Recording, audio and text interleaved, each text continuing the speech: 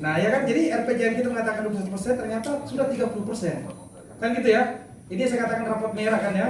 Kemudian kita melihat bagaimana misalnya investasi yang melambat. Bahkan kita melihat bagaimana misalnya tahun ini defisit perdagangan kita minus. Baru di era ini gitu, era Pak Jokowi JK ini. Nah ini kan berarti bahwa kinerja perdagangan kita sangat melambat. Akhirnya menyebabkan pelemahan rupiah semakin dalam. Karena devisa kita kan semakin banyak dipakai untuk impor. Dan yang lebih menyedihkan kita lagi, kalau saya di Komisi 4 anggota Bank Garuda melihat bahwa pemerintah kita ini tidak punya blueprint atau punya data yang kuat sehingga mengambil keputusan impor atau tidak gitu. Contohnya beras. Kami di Komisi 4 menolak semuanya adanya impor beras 1,8 juta ton. Tetap impor. Sekarang ini Bulog mengeluh ada 2 juta ton sekarang beras di gudang-gudang Bulog itu. Jadi saya mengatakan bahwa data tidak valid, hanya berdasarkan bahwa nanti 2019 kita ini mengalami gagal panen, kan gitu ya.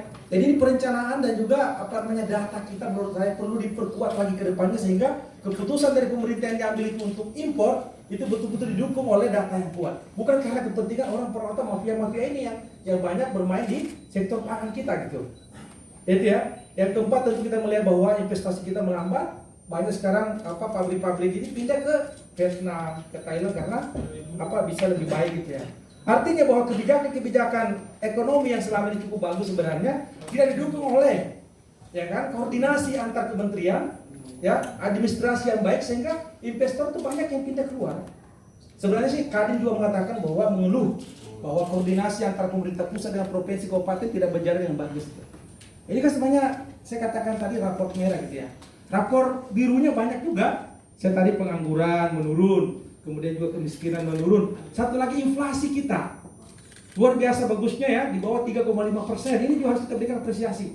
Kami dari PKS kalau berhasil kita katakan berhasil, kalau kurang kita katakan kurang gitu ya. Ya harus seperti itu. Jadi kita karena sebagai sparring partner dari pemerintah, kita ingin Pak Jokowi JK dan kedepannya berhasil. Ya kita di DPR juga harus menjadi sparring yang bagus untuk memberikan masukan-masukan bagi pemerintah gitu. Oleh karena itu saya memberikan masukan ke depan selain tadi pertama bahwa harus ada badan penerimaan negara. Sehingga nafsu kita ini membangun yang demikian pesat diimbangi oleh pemasukan yang banyak. Bukan hanya bersandarkan pada hutang kita yang saat ini sudah mencapai mendekati 5.000 triliun. Kan gitu ya. Dan bunganya itu dari kita, bunga hutang sama pokoknya kita anggarkan hampir sekitar 250 hampir 400 triliun yang kita harus bayar gitu. 150 sampai 300 triliun ya. Nah ini kan berarti ada sesuatu yang harus kita pakai membangun digunakan untuk membayar hutang. Tapi itu sesuatu yang saya kira bukan barang haram tapi mengurangi ketergantungan kita terhadap hutang gitu ya. Nah kemudian yang lainnya saya mengusulkan tadi seperti Bang Ara bahwa Kementerian Perdagangan. Ini kami Komisi 4 selalu ribut dengan Kementerian Perdagangan karena semangat untuk impor ini luar biasa semangatnya gitu. Kita melihat barang tidak perlu diimpor tapi diimpor juga. Kan gitu ya. Termasuk juga harus membatasi tenaga kerja asing yang unskilled. Ya kan artinya perjanjian kita dengan negara seperti China, Tiongkok harus direvisi. Tidak boleh lagi tenaga kerja asing yang tidak punya skill gitu. Karena pengangguran kita juga cukup banyak. Kan gitu ya. Nah kemudian tentunya kami memberikan beberapa kementerian BPKM saya kira perlu diperkuat. Kementerian Perdagangan Modal sehingga investasi kita ini perlu lebih kencang lagi. Yang ketiga kita ingin ekonomi kreatif. Saya kira ini kan yang menopang ekonomi kita ini anak-anak muda diberikan ruang ya menjadi pengusaha-pengusaha. Karena negara itu akan maju bila banyak pengusaha. Jadi menurut kami yang pernah baca bahwa negara itu akan maju bila 3 kuncinya tadi. Pertama banyak uang. Jadi kalau banyak uang berarti pertumbuhan ekonomi kita 7%, banyak investasi, banyak uang beredar, ekonomi tumbuh gitu. Yang kedua perbanyak pengusaha.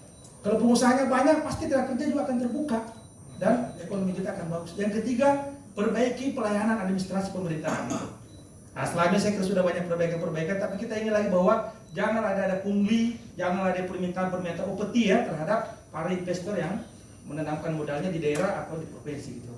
Jadi saya melihat Kementerian Ekonomi kita ini perlu diperbaiki. Ya Kementerian Keuangan saya kira sepakat juga Pak Misbahun ya, diperbaiki. Kementerian Perdagangan ya. Kalau kami di Komisi 4 itu mitranya pertanian sama perikanan cukup bagus, tapi masih perlu lagi terus dimaksimalkan sehingga negara kita tidak lagi bermasalah secara pangan, sehingga kita bisa lagi membangun nanti sektor-sektor yang lain yang memerlukan percepatan. Jadi saya kira ini catatan kami sebagai kalau sekarang ini kan oposisi yang tanda kutip ya, oposisi yang konstruktif ya, dan bukan hoax. Ya, jadi harus berdasarkan data-data. Ya kan, data-data harus kita jadikan data RPJM kita dan apa capaiannya, itulah yang namanya kinerja gitu.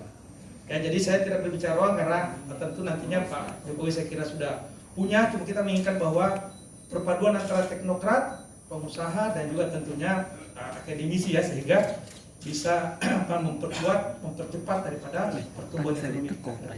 Saya kira demikian. Terima kasih. Assalamualaikum warahmatullahi wabarakatuh. Terima kasih mohon perusahaan. Beda lagi dengan Tangerang. Beda. Agak santun PKS nya sekarang. Oh, ini dokter bos. Ini dokter ini. Selanjutnya Mas Isbakun. Tadi poinnya sudah sama sebetulnya Mas. Ada beberapa poin yang harus dievaluasi. Nah, menurut Mas Isbakun. Terima kasih Mas Doni selaku moderator, Mas Eko, Pak Ara, dan Pak Dr. Akmal, dan rekan-rekan media, rekan-rekan Pressroom yang saya hormati. Assalamualaikum warahmatullahi wabarakatuh. Selamat siang dan salam sejahtera bagi kita semua. Om Swastiastu, Namo Buddhaya. Kalau bicara capaian prestasi ekonomi dan kemudian apa yang sudah dicapai, tadi Mas Eko sudah menyampaikan ada satu hal yang harus kita kuatkan dari segi pemikiran, bahwa pertumbuhan ekonomi itu bukan segala-galanya. Kalau kita bicara pertumbuhan ekonomi tinggi sekali tapi kemudian kesenjangannya terjadi, ya arti pertumbuhan ekonominya tidak tercapai. Karena apa? Pertumbuhan ekonomi yang tinggi itu harus mensejahterakan. Ekonomi yang tinggi harus mensejahterakan, yaitu tujuannya apa? Rakyatnya pendapatannya jadi meningkat, yang miskin jadi berkurang, kesempatan pekerjaan tersedia dengan baik.